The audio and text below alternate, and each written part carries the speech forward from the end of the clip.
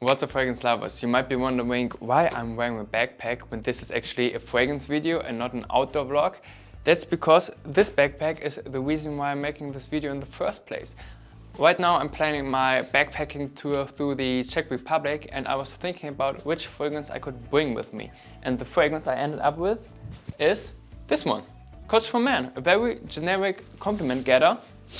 So why do I bring this fragrance with me when I have so many fucking incredible unique fragrances in my collection? Sometimes you just don't want to worry about which fragrance you're going to wear. There are so many decisions you have to make during the day that choosing a fragrance is not going to be a question you want to be bothered with. You want to just have a good smelling fragrance with you. Also, if you don't know how the weather is going to be, is it sunny, is it cloudy, weather warm, weather hot? With a fragrance like that, it doesn't matter. You can wear it at any occasion, in any kind of weather situation. It's so freaking versatile. Another point which may be controversial is that with a lot of unique fragrances, in my opinion, you have to dress sharp or appropriately to the fragrance, because if you, for example, wear a pretty animalic smelling fragrance and you're not really that dressed up, it can come off as you not really taking care of yourself.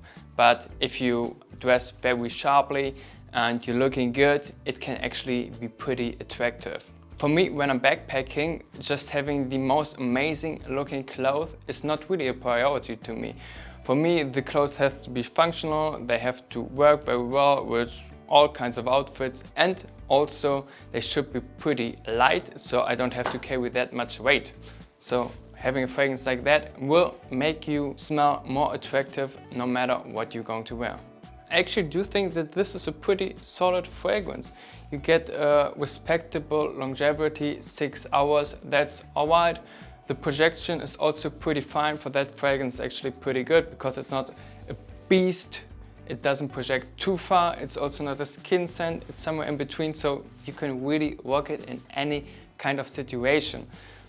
Concerning the smell, this fragrance smells like bergamot, ambroxan and coriander with a little bit of a synthetic pearl note in the opening, which also doesn't last very long. But in general, this is a pretty linear fragrance. The smell stays the same from the opening to the dry down, it doesn't really develop.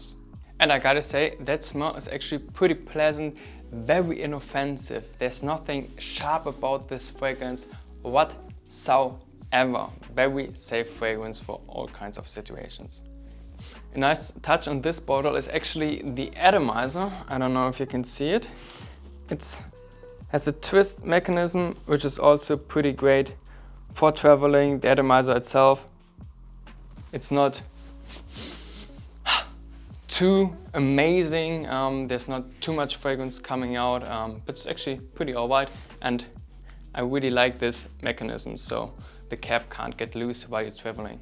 To sum it up, if you want to have a fragrance which is incredibly versatile, you can wear it at any occasion, at any time of the day, at any time of the year, or you're going to travel, then this is a pretty good fragrance for you to buy.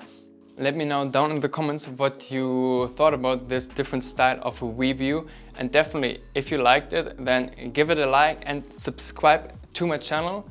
Ring the little bell on there to become part of this little but growing fragrance community. We just cracked 100 followers. Damn people, damn, holy shit. Thank you so much for it. I just checked my phone and I just thought that we just cracked the 100 follower mark. Wow, that's freaking amazing. Thank you very much. Have a lovely day and I'm out.